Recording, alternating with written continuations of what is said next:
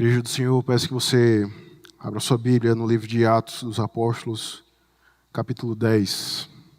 Atos dos Apóstolos, capítulo 10, do verso 1 ao verso 22. Escute com atenção aquilo que o teu Redentor te chama a ouvir nesse dia. Diz assim a palavra do nosso Deus. Morava em Cesareia um homem de nome Cornélio, centurião da corte chamada italiana, piedoso e temente a Deus com toda a sua casa, e que fazia muitas esmolas ao povo e de contínuo orava a Deus. Este homem observou claramente durante uma visão, cerca da hora 9 do dia, um anjo de Deus que se aproximou dele e lhe disse: Cornélio. Este, fixando nele os olhos e possuído de temor, perguntou: Que é, Senhor? E o anjo lhe disse: As suas orações e as suas esmolas subiram para a memória diante de Deus. Agora envia mensageiros a Jope e manda chamar Simão, a quem tem por sobrenome Pedro. Ele estava hospedado com Simão, curtidor, cuja residência está situada à beira-mar. Logo que se retirou o anjo que ele falava, chamou 2 dos seus domésticos e um soldado piedoso, dos quais estavam a seu serviço. E, havendo-lhes contado tudo, enviou-os a Jope. No dia seguinte, indo eles de caminho e estando já perto da cidade, subiu Pedro ao eirado por volta da hora sexta, a fim de orar. Estando com fome, quis comer, mas enquanto lhes preparavam a comida, sobreveio um êxtase.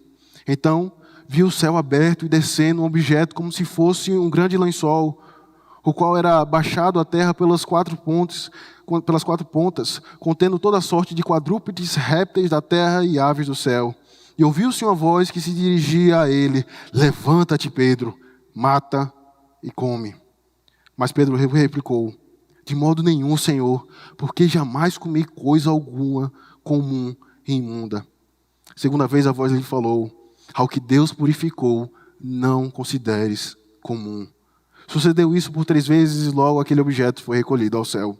Enquanto Pedro estava perplexo sobre qual seria o significado da visão, eis que os homens enviados da parte de Cornélio, tendo perguntado pela casa de Simão, pararam junto à porta. E achando, indagavam se estava ali hospedado Simão, por sobrenome Pedro. Enquanto meditava Pedro acerca da visão, disse-lhe o Espírito: Estão aí 2 homens que te procuram. Levanta-te, pois, desce e vai com eles, nada duvidando, porque eu os enviei. Descendo Pedro para junto dos homens, disse: Aqui me tendes? Sou eu a quem me buscais? Aqui viestes? Então disseram: O centurião Cornélio, homem reto e temente a Deus, e tendo bom testemunho de toda a nação judaica, foi instruído por um santo anjo para chamar-te à sua casa e ouvir as suas palavras. Até aqui a palavra do nosso Deus, meus irmãos. Vamos mais uma vez à presença do nosso Deus em oração, rogando a Ele a sua bênção sobre esse momento. Oremos. Pai bendito, a tua igreja se encontra esta manhã diante do Senhor, em uma santa assembleia, em uma santa convocação, ó Pai. E quando os corações se encontram desanimados, abatidos, aflitos, angustiados pela constante luta contra o pecado, duvidosos quanto à fé cristã, mas em tudo isso, ó Pai, aprove ao Senhor atrair o teu povo para a tua casa, para ouvirmos a pregação do Evangelho, ó Deus, e assim ter as nossas almas consoladas e instruídas por aquilo que o Senhor revelou à tua igreja, tanto no passado e até os dias de hoje, ó Deus, para o benefício do teu povo. Por isso, ó Pai, sei propício a mim, miserável pecador, usa-me para a proclamação do Evangelho, que, ó Deus, o Senhor me dê a graça de aplicar os ensinamentos da tua palavra de maneira profunda e clara à mente e o coração da tua igreja. É isso que eu te oro, Pai, em Cristo Jesus. Amém. Queridos, a doutrina da aprovação total irá nos ensinar que todos os homens, por natureza, nascem separados da glória e da salvação que há em Deus. E agora o que faz com que o homem ele seja reconciliado com Deus, o que faz com que o homem ele tenha a sua comunhão restabelecida com o seu Criador, é o fato dele depositar a sua fé na obra redentiva de Cristo. De modo que todo homem, meus irmãos, todo homem, toda mulher que reconhecem o seu pecado e se apoiam em Cristo como seu único Salvador e Redentor, desfrutam tanto nesta vida quanto na morte a verdadeira paz diante de Deus. Interessante entendermos isso porque quando estudamos as Sagradas Escrituras, o progresso da revelação, em especial no Antigo Testamento, nós somos ensinados e lembrados a respeito de um Deus que se revelou a um povo específico chamado Israel. E nessa revelação, Deus promete ser o Deus deles. E agora, como Deus pactual, Deus promete libertar e salvar o seu povo da escravidão do Egito. Libertação e salvação essas que apontavam para uma libertação e uma salvação mais gloriosa, que era a libertação e a salvação da alma do homem. Agora, não mais no Antigo Testamento, mas no Novo, esta revelação que vem progredindo, que vem caminhando, ela encontra o seu ápice na pessoa de Cristo, o Cristo e o Deus encarnado. De maneira que aquela salvação que foi anunciada a um povo específico, que foi anunciada ao povo de Israel, ela agora é anunciada a todos os povos, tribos, raças e nações. Por outro lado, queridos, para um judeu do primeiro século que havia se convertido ao cristianismo, esta ideia de que a salvação ela não está mais limitada ao povo de Israel, mas ela agora é anunciada até os gentios, até outros povos, entrava em conflito com tudo aquilo que ele havia aprendido da tenridade e da própria tradição. E note, o problema não estava no texto das Sagradas Escrituras em que afirmava isso, mas sim em uma má interpretação que se dava a respeito daquilo que Deus revelou à sua igreja. Isso fica muito evidente, por exemplo, quando você olha a primeira parte do verso 28 do capítulo 10, onde vai dizer: vós bem sabeis que é proibido a um judeu ajuntar-se ou mesmo aproximar-se de alguém de outra raça. Então, meus irmãos, a narrativa que está diante de nós é uma das narrativas mais importantes, de todo o livro de Atos. Porque indica justamente um momento em que tradições estão sendo desfeitas, onde equívocos estão sendo deixados de lado, onde paradigmas estão sendo abandonados por causa da obra de Cristo. E é neste texto que nós iremos ver a conversão de um homem que não fazia parte do povo da aliança, que não tinha descendência judaica, mas que pelo Espírito Santo foi alcançado pelo Evangelho de Cristo. E ao mesmo tempo, meus irmãos, esse texto irá nos mostrar a conversão das concepções e da cosmovisão e da mente de um homem que, por natureza, fazia parte do povo da aliança, mas que precisava ser trabalhado nesta área. Então, meus irmãos, o texto que está diante de nós nos é relatado a conversão de um homem que, por natureza, não era descendente, não possuía descendência judaica e por isso não merecia a salvação, mas pelo Espírito Santo foi convertido. E por outro lado, esse texto irá nos mostrar a conversão de um homem que, por natureza, era merecedor da salvação, mas que precisava ser trabalhado naquilo que o Senhor queria em seu coração. Então, meus irmãos, em resumo, o tema desta manhã, o tema do sermão desta manhã é que a conversão redime tanto a alma como a mente do homem. De novo, em resumo, o tema da mensagem dessa manhã é que a conversão, ela redime tanto a alma como a mente do homem. Então vamos ver em primeiro lugar o que significa a ideia de que a conversão ela redime a alma do homem. Mas antes de qualquer coisa, queridos, eu preciso lembrar aos irmãos de como a providência do Senhor ela tem guiado a sua igreja até este capítulo 10. Se você voltar comigo até o capítulo 7, você vai ver que o personagem principal da narrativa é Estevão, cuja vida foi tirada por causa da proclamação do Evangelho. E no final do capítulo 7, o texto vai dizer que os céus se abriram, a glória de Deus foi apresentada e Estevão entregou o seu espírito. Justamente, meus irmãos, para mostrar aqui o exemplo de como que seria a igreja do Senhor debaixo do sol. Ela seria perseguida por causa da pregação do Evangelho. Vidas iriam ser tiradas por causa deste Evangelho. Mas, ao mesmo tempo, a igreja do Senhor iria crescer e se expandir por causa desse Evangelho. Então, quando nós olhamos para Atos capítulo 7, você vê um homem que foi morto por causa da pregação do Evangelho. E daí você pensa, a igreja então ela vai se calar. Mas aí no início do capítulo 8, no verso 3, aparece um nome chamado Saulo, que diz: Capítulo 8, verso 3. Saulo, porém, assolava a igreja, entrando pelas casas e arrastando homens e mulheres, encerrava-os no cárcere. Ou seja, foi por causa do zelo de Saulo em perseguir a igreja do Senhor, que a igreja progrediu e avançou, como o texto vai dizer, para a Judéia. E agora um outro nome aparece no capítulo 8, e agora que ganha uma destaca nessa narrativa, que é o evangelista Filipe. E o texto vai dizer que Filipe, descendo à cidade de Samaria, anunciava-lhes a Cristo.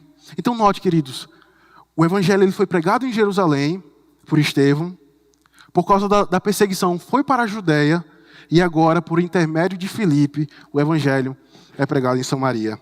Mas vejam, a narrativa ela não para por aqui. Se você for olhar para o verso 26 do capítulo 8, você vai perceber que a Pedro ele se encontra com o eunuco, ele prega o evangelho, então este homem ele é convertido. E daí alguém pode pensar que o eunuco foi o primeiro gentil a ser convertido e não Cornélio.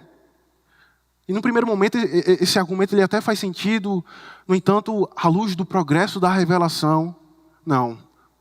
O eunuco ele não foi o primeiro gentil a se converter.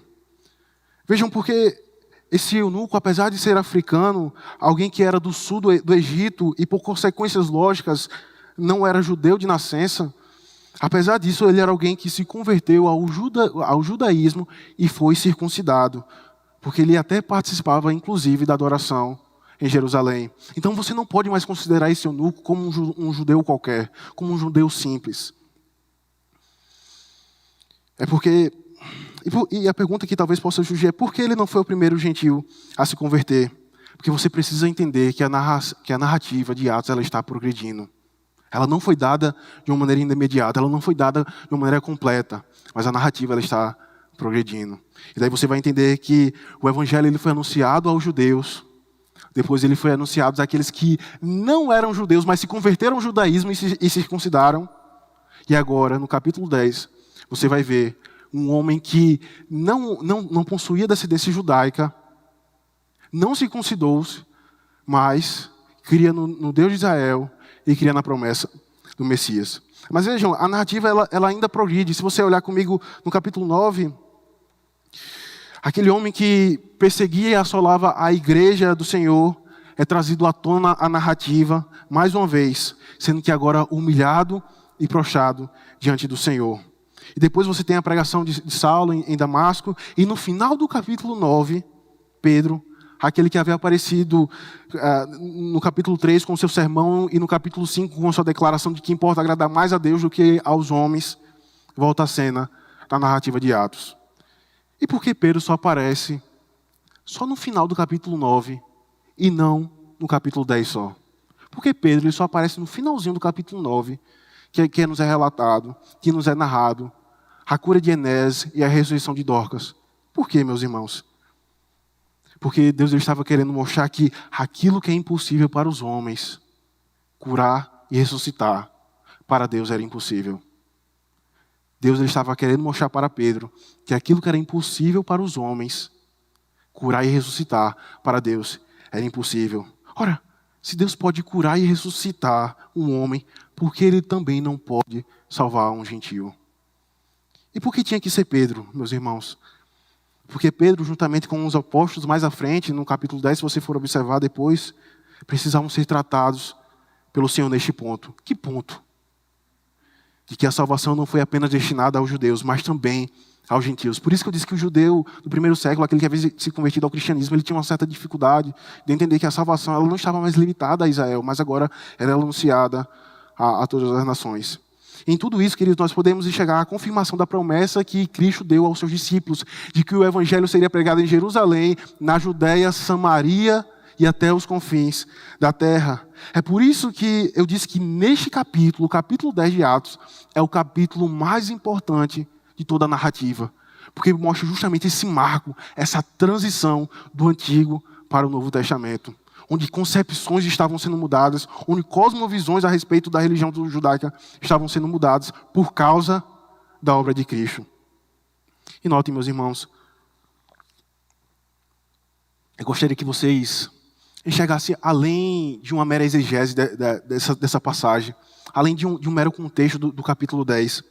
Eu gostaria que vocês observassem nessas informações que a fé que você professa e que você tanto tenta inculcar na cabeça dos teus filhos, não é uma fé ilógica, não é uma fé sem sentido, mas é uma fé que crê no Deus conforme revelado nas Sagradas Escrituras, que preservou a sua igreja desde o Antigo Testamento até o Novo, através da sua providência, e que agora, no capítulo 10, confirma as suas promessas. De maneira que não apenas os judeus eram merecedores da salvação, mas todos os eleitos de Deus espalhados pela face da terra fazem parte agora do povo da aliança. Experimente, meus irmãos, entre os devocionais no livro de Atos, e ter isso em mente, da providência do Senhor guiando a sua igreja e das promessas que são confirmadas. E aí você chegará à conclusão de que o cristianismo, essa fé que hoje tem sido atacada de todos os lados, você chegará à conclusão, e chegando no livro de Atos, por essa perspectiva, de que a tua fé, que hoje você está professando nessa manhã, não é uma fé ilógica, não é uma fé sem sentido. Experimente despertar a curiosidade dos teus filhos, dando a eles essas informações do livro de Atos. Porque, como diz lá em Deuteronômio, quando eles perguntarem os significados dessas palavras, você dirá: filha, papai não fazia parte de um povo, mas em Cristo, Deus salvou a papai. Filho, esse Deus que papai prega a mamãe no culto doméstico, esse Deus redimiu a alma da mamãe. E eu creio que redimirá a sua alma como filho da aliança. Veja, talvez você pense, o que é que tudo isso tem a ver do capítulo 7 ao capítulo 10? Será que são apenas informações? Mas experimente, meus irmãos, você enxergar a providência do Senhor guiando a sua igreja. E a confirmação das promessas. E daí a fé que você professa tornará sentido para você e quando você estiver instruindo aos seus filhos. Que consolo, meus irmãos, essas verdades trazem para a nossa alma. Porque desperta e queima o coração dos jovens a quererem casar, a ter filhos, para proclamar essas verdades gloriosas de que aquelas promessas que foram anunciadas no Antigo Testamento se cumpriram no Novo Testamento, se cumpre na vida dos seus filhos. Que verdade, meus irmãos. Isso também desperta no coração dos pais, porque eles são levados a despertar a curiosidade dos seus filhos por conhecimento bíblico e experiencial.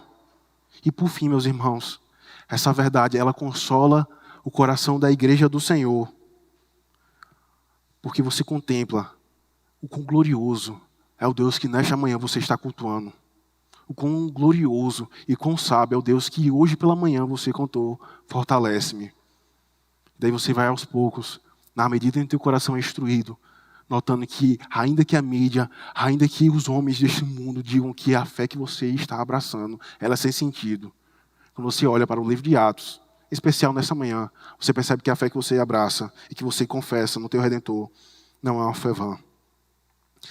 Então, meus irmãos, além de todo esse contexto da narrativa do capítulo 10, esse texto também ele é encharcado de teologia bíblica.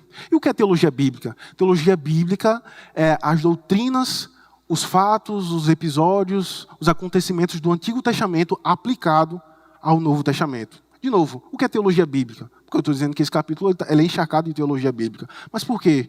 Porque teologia bíblica são doutrinas, episódios, acontecimentos do Antigo Testamento que são aplicados ao Novo. Por que eu estou falando isso?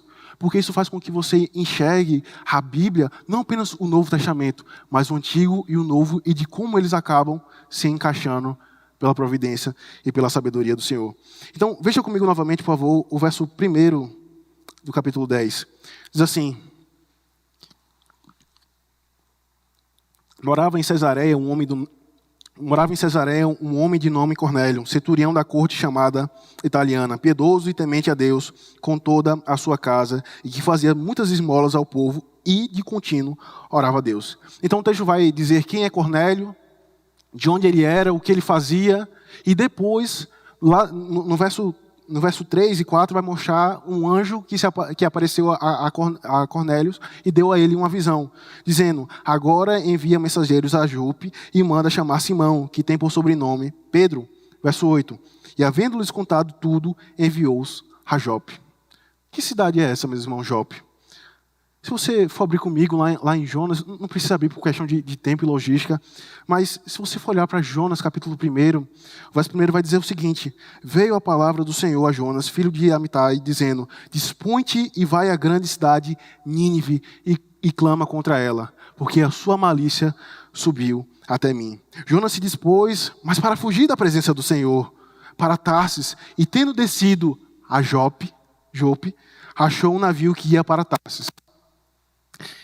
Veja, o texto irá dizer que Jonas deveria ir para Nínive, mas ele então foi para Tarsis. Ele deveria ir para Nínive para proclamar a sentença do Senhor contra aquela nação e para que eles viessem a ser convertidos. Mas Jonas ele faz o caminho oposto daquilo que Deus havia ordenado a ele. Então ele desce para Jope e lá ele pega um navio que vai para Tarsis. E o que é que tudo isso tem a ver com o livro de Atos, capítulo 10? Será que essa cidade ela possui alguma característica mística? O ponto não é esse, meus irmãos. Mas percebam o paralelo que está sendo estabelecido aqui. Percebam como o texto do Antigo Testamento ele é aplicado no livro de Atos, capítulo 10. Quem era Jonas? Um profeta. Quem era Pedro? Um profeta. O que é dito para Jonas? Prega aos ninivitas, porque a sua malícia chegou até mim. O que foi dito a Pedro? Vai a Cornélio e prega. Quem eram os ninivitas? Inimigos históricos de Israel. Gentios que odiavam a Israel e o seu Deus. Quem era Cornélio? Um homem gentio, historicamente inimigo do Senhor. Mas vejam, o texto ele ainda não para por aí, porque você pensa, poxa, estou conseguindo entender como que Jonas ele é aplicado no livro de Atos, mas o texto ainda tem mais uma informação a respeito de quem é Cornélio, quando ele vai dizer que o texto vai dizer que Cornélio era um centurião, ou seja, alguém que tinha responsabilidades sobre 10 homens, sobre 100 homens do exército romano, e mais, era da corte chamada italiana, como vai dizer no verso 1. Então, Cornélio era um dos oficiais mais fiéis ao Império Romano. E o que isso significa, meus irmãos? Isso significa que para muitos judeus, a interpretação que era dada a respeito do abominável da desolação, que vem lá do Antigo Testamento e é referenciado e mencionado por Jesus em Mateus capítulo 4, muitos judeus aplicavam ao próprio exército romano. Então, assim como a Síria foi o pior inimigo do povo do Senhor no Antigo Testamento, Cornélio, naturalmente, devido a todas essas informações que o acompanham, seria um inimigo da igreja do Senhor e do Evangelho. E daí você percebe os paralelos sendo construídos e estabelecidos nessa narrativa. Qual o princípio que é extraído dessas duas passagens, meus irmãos? Entre Jonas e Pedro, entre o Antigo e o Novo Testamento, prega ao teu inimigo. Prega ao teu inimigo. E isso precisa ficar muito claro, meus irmãos, em nossos corações. Por quê? Porque nós temos uma tendência natural de não pregarmos o Evangelho para os nossos inimigos, para aquelas pessoas que nos perseguem. Certamente nós pregamos o Evangelho aos nossos irmãos, nós conversamos a respeito de Cristo e de suas promessas para o aconselhamento e o fortalecimento mútuo, mas para aquela pessoa que odeia a Deus, aos seus mandamentos e te persegue, esse você não prega. E daí você diz, o Senhor vai enviar um missionário, um seminarista, um pastor, para pregar essa pessoa. Mas eu não vou pregar. E a ordem é clara, meus irmãos. Pregue a toda criatura. Você não sabe quem são os eleitos do Senhor, mas a ordem é clara. Pregue a palavra. Porque eu devo, então, pregar o Evangelho a toda criatura. Porque é por meio da pregação do Evangelho que a igreja do Senhor cumprirá o seu propósito aqui na terra. E qual é o propósito, meus irmãos? Quando nós estamos pregando o Evangelho. Certo puritano, ele dizia que não há nenhum sermão que nos aproxime dos céus ou nos aproxime do inferno. Não há nenhum sermão, uma vez que a proclamação do Evangelho ela é feita, não há nenhum sermão que nos torne próximos dos céus ou próximo do inferno. Por isso, queridos, eis o motivo de valorizarmos este momento como sendo o momento mais importante do culto ao Senhor, que é a pregação do Evangelho. Como também de valorizarmos a escola dominical, as reuniões de orações. Porque são nesses momentos em que o teu coração é consolado, e instruído a respeito de Cristo, aquele que te salvou e que é a mensagem que ainda salva o homem nos dias de hoje. E após você valorizar esses momentos de pregação, de escola dominical, reunião de oração, após você ser instruído e consolado pela verdade do Evangelho, você agora vai e prega aquele que te persegue no trabalho, em casa, na faculdade, na escola. Você vai e prega o Evangelho, porque você foi alcançado por Cristo Jesus, consolado, fortalecido, e agora você vai e prega o Evangelho. Mas daí você despreza esse momento, você falta por qualquer coisa. Muitas vezes você só vem pelo culto da manhã e às vezes não vem pelo da noite. Você tem disponibilidade, você não está fazendo nada em casa, mas você só vem no culto da manhã ou só vem no culto da noite. Acaba o culto, você não fica para EBD. Às vezes, veja, meus irmãos, não estou querendo ser insensível para com aqueles que possuem motivos reais de não estar fazendo parte da comunhão do Senhor. Como filho, a idade, como a gente tem visto no contexto dos dias de hoje, gestações. Então, há limitações reais que nos impedem de estar aqui. Mas uma vez que você tem condições plenas de estar aqui, você despreza esse momento de pregação, de instrução, de ensino.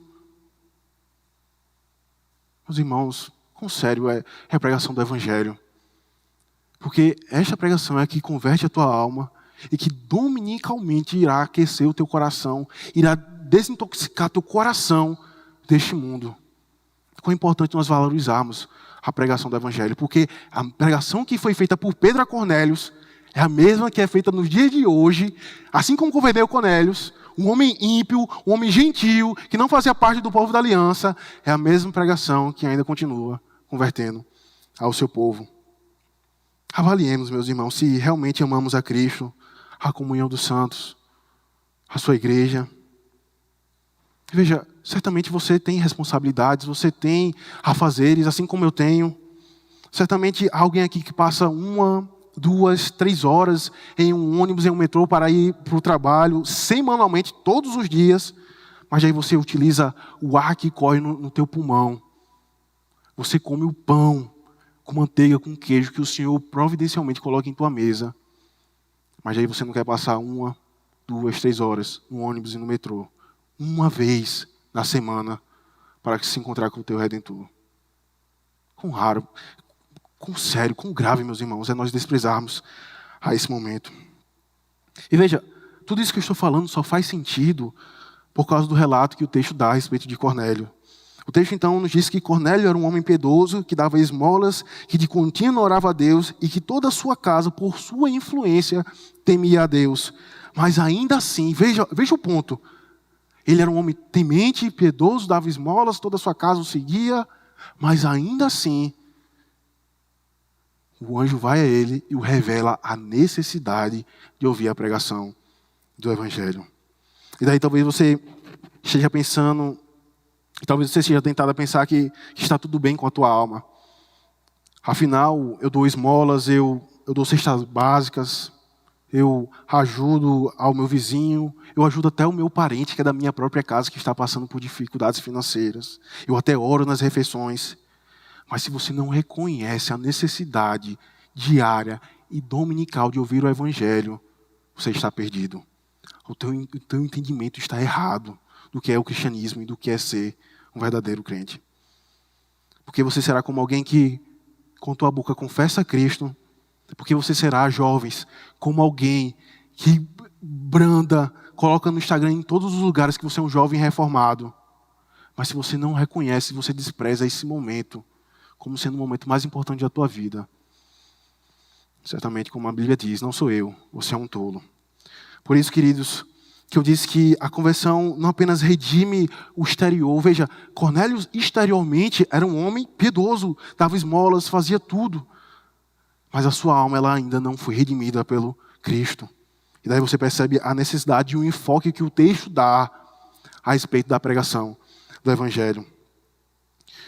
E daí você pensa que a tua disciplina, a tua devoção, o teu foco é o que irá fazer com que você seja aceito diante do Senhor. Não se iluda, meus irmãos. Um coração piedoso e temente ao Senhor, que dá esmolas, que não está em Cristo e que não foi lavado por Ele, não tenha dúvidas, no dia do juízo, servirá como advogados que irão se levantar contra você e irão te acusar. Porque você fez tudo isso, mas você não reconheceu Cristo como teu Redentor, como teu Salvador. E note, meus irmãos, ainda há uma outra característica que é dito a respeito de Cornélio, que não é citado no início do capítulo 10, mas sim lá no verso 22, se você olhar comigo. Olha comigo, por favor. Então disseram, o centurião Cornélio, homem reto e temente a Deus, e tendo bom testemunho de toda a casa, e tendo bom testemunho de toda a nação judaica, foi instruído por um santo anjo para chamar-te à sua casa e ouvir as suas palavras.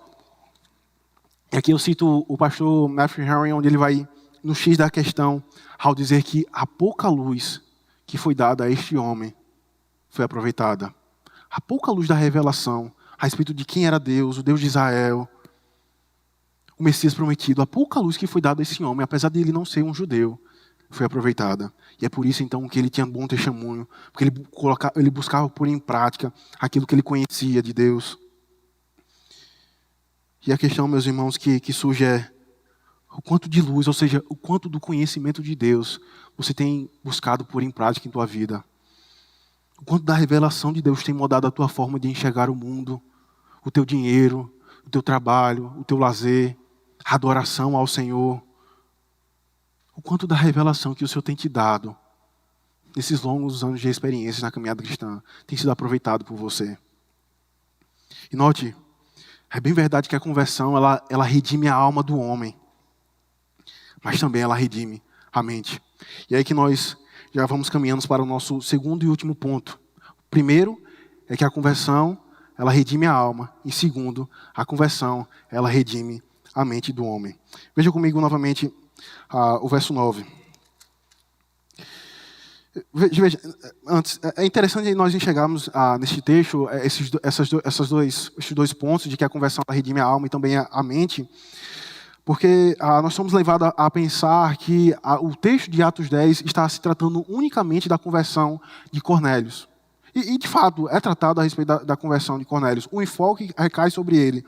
Mas John Stott, comentando sobre essa passagem, ele diz que aqui se dá duas conversões.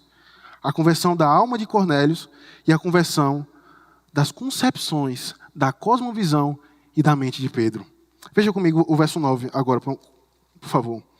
Diz o seguinte: no dia seguinte, indo eles de caminho, e estando já perto da cidade, subiu Pedro ao eirado por volta da hora sexta, a fim de orar. Estando com fome, quis comer, mas enquanto lhes preparavam a comida, sobreveio um êxtase. Então vejam, aqui já inicia um outro momento da narrativa, que é quando Pedro ele entra em cena.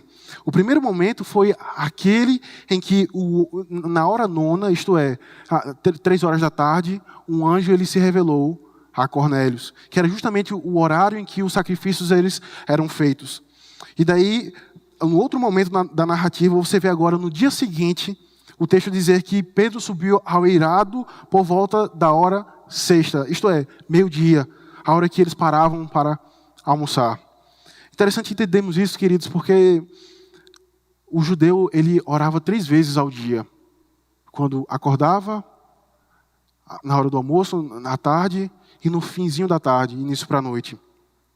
E o texto vai dizer que antes de ele comer, ele teve fome do Senhor. E então ele foi se encontrar com o seu Redentor em oração. E aí quando ele estava em oração, diz o verso 11, que ele teve uma grande visão. Então viu o céu aberto e descendo um objeto como se fosse um grande lençol, o qual era baixado à terra pelas 4 pontas, contendo toda a sorte de quadrúpedes, répteis da terra e aves do céu. E ouviu-se uma voz que se dirigia a ele: levanta-te, Pedro, mata e come. E veja, meus irmãos, o ponto que a narrativa ela nos mostra aqui. Experiências extraordinárias. Tem aqueles que buscam o Senhor em oração. Experiências extraordinárias. Tem aqueles que buscam o Senhor em oração. Falo isso porque, em certo sentido, nós temos vivenciado isso aqui na Igreja Vila Guarani, nas reuniões de oração nas quintas-feiras pelo Zoom. Você percebe orações que foram respondidas quando a gente ora pelo um ente querido que estava em enfermidade. Você viu quinta-feira passada oração sendo respondida por emprego, mas infelizmente talvez você não leve a sério esse momento de oração ao Senhor. E daí você novamente não tem nada para fazer em casa. Assistir série, novela, futebol. Mas quando você vê aquele link lá no WhatsApp, você não clica. Daí você percebe o quão você só perde por não buscar o Senhor em oração juntamente com a sua igreja. Com sério, meus irmãos, eu sei que isso são palavras duras, mas veja a necessidade que o Senhor nos chama essa manhã ao arrependimento. Nós amarmos tanto a palavra do Senhor, como também a comunhão com Ele em oração. Que alegria, meus irmãos, desfrutam aqueles que vivem na dependência do Senhor. E daí o seu coração se porta, eu não sei se a minha oração será respondida, eu não sei se eu irei ter um emprego, eu não sei se eu irei passar no vestibular, no concurso, mas a minha alma descansa no Senhor. A minha alma vive em dependência dEle. E vejam como a providência do Senhor, ela tem guiado a história da sua igreja, em especial a vida deste homem Pedro. A segunda parte da narrativa. O Senhor primeiro se revelou a Cornélio na hora nona, de novo, no período em que o sacrifício estava sendo feito, e agora ele se revela a Pedro, na hora sexta, hora do almoço, para justamente converter as suas concepções e visões. Então o texto vai dizer: e ouviu-se uma voz que se dirigia a ele: levanta-te, Pedro, mata e come. Mas Pedro replicou: de modo nenhum, Senhor, porque jamais comi coisa alguma comum e imunda. E de onde vem essa mentalidade de Pedro de afirmar, veja a loucura de Pedro de afirmar que aquilo que o Senhor estava dizendo a ele era algo impuro. E é por isso que eu fiz questão de mostrar aos irmãos, apesar de ter pego um pouco de tempo do sermão, a respeito do contexto da passagem de Atos 10. Porque Pedro, como um judeu, ele observava as leis cerimoniais que foi dada ao povo do Senhor, em especial no livro de Levítico. E quando você vai ler lá em Levítico capítulo 11, é afirmado que os animais que poderiam ser comidos e os que deveriam ser extintos da dieta do povo do Senhor. O ponto em si, meus irmãos, quando Pedro ele fala, jamais comi coisa comum e impura, não é mostrar que um animal ele é mais puro do que o outro. Até porque ambos os animais foram criados pelo Senhor. E tudo aquilo que o Senhor ele faz é bom. Mas aqui apontava para uma distinção entre o povo do Senhor, o povo de Israel, e as demais nações e os gentios. Então, o povo de Israel era distinto até mesmo no seu cardápio, até mesmo na sua dieta. Não apenas havia uma distinção pelo fato de Deus, o Criador do universo, ser o Deus de Israel, mas também, externamente, até na alimentação, o povo do Senhor era distinto. E daí, quando você vai ler e estudar sobre a lei cerimonial, você vai perceber que nem todos os animais que poderiam ser comidos eram usados no sacrifício, mas somente aqueles que possuíam a morte silenciosa. E daí, meus irmãos, mais uma vez, o paralelo se constrói aqui no livro de Atos, capítulo 10. Cristo, como uma ovelha muda, é levado aos seus matadores para morrer no lugar dos seus. Mas ainda há um outro aspecto dessa verdade, que é quando nós lembramos da hora. Veja, é porque esse texto possui muitas informações. Veja, é quando nós somos lembrados da hora exata, que o texto faz questão de mostrar isso, que o anjo ele se revelou a Cornélio. E a hora exata era o momento do sacrifício. E daí quando você vai perceber isso, você percebe que é justamente para mostrar que aquilo que fazia separação entre o povo do Senhor e o povo e as demais nações e os gentios não existe mais. Todos fazem parte de um só corpo, porque Cristo é o sacrifício que une tanto os judeus, que une tanto os eleitos, como os gentios, aqueles que não nasceram em Israel. E um outro aspecto dessa verdade é revelado quando Pedro entrou em comunhão com Cornélio e os demais gentios, entrando em sua casa e comendo com eles, justamente para mostrar que não havia mais separação.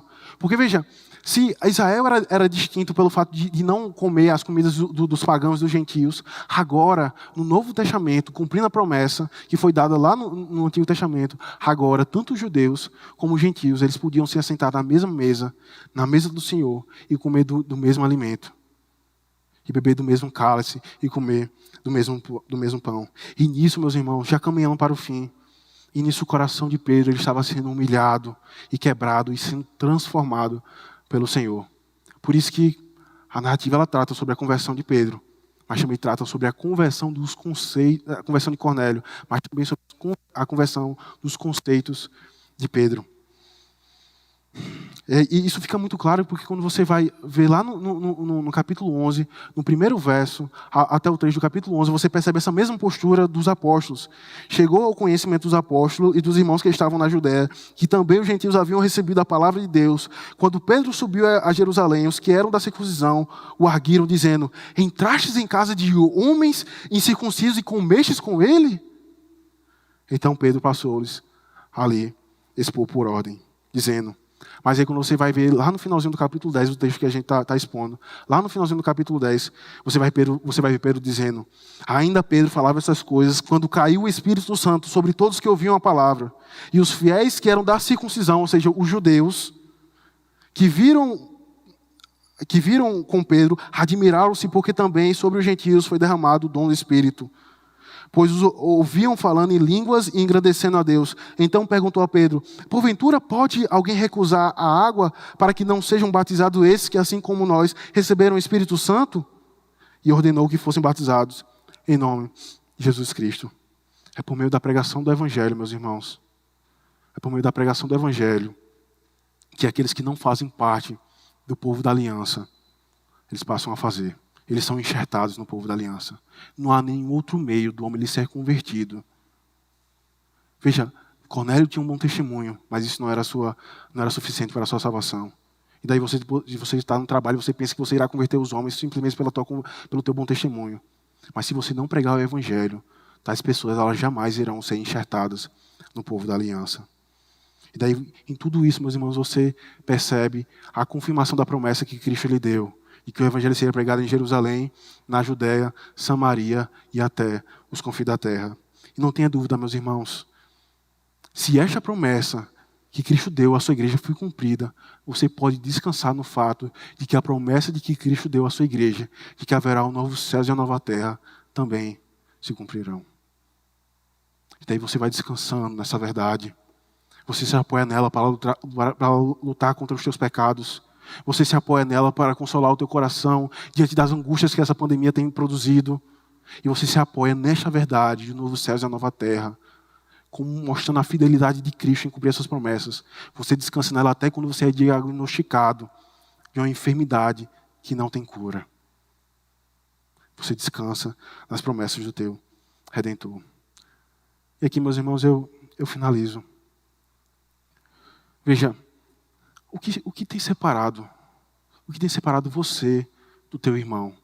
Uma vez que vocês são um só espírito, uma vez que Cristo redimiu a tua alma e redimiu a alma dele, o que é que te separa? O que é que faz com que você seja de mau humor com ele? O que é que te separa do teu irmão? Eu espero que não seja condições financeiras, eu espero que não seja condições intelectuais. Mas o que é que te separa? Uma vez que o mesmo Espírito que habita em você é o mesmo que habita nele. E vocês são um. Porque quando você prega a discórdia, porque quando você prega a segregação, a divisão, você está profanando o corpo de Cristo. Você está dizendo que o corpo de Cristo, aquele que morreu por você, é um corpo dividido. É um corpo dividido. E por fim, meus irmãos, assim como a mente de Pedro, ela foi convertida, ela foi moldada pela revelação que Cristo ele deu a ele. O que é que tem moldado a tua mente? Será que é aquela blogueira do Instagram que diz como você deve tratar o teu marido? Ou aquele teu amigo do teu trabalho, onde diz como você deve tratar a tua esposa, que na verdade você deve pular a cerca mesmo? O que é que tem moldado a tua forma de você tratar os teus filhos? Como você tem lidado com o teu dinheiro, com o teu tempo, como você tem lidado com o culto ao Senhor. O que é que tem moldado a tua mente? Aprove o Senhor, meus irmãos, nos chamar essa manhã ao arrependimento por meio dessas duas conversões de Cornélio e das concepções de Pedro. E uma vez que nós viemos a reconhecer o quão falhos nós temos sido em desprezarmos a pregação, em desprezarmos a oração, em por vezes a minha mente ela está sendo moldada por este mundo. Uma vez que nós reconhecemos isso diante do Senhor, certamente, pela sua graça, Ele fortalecerá a nossa igreja. Que o Senhor nos abençoe. Amém.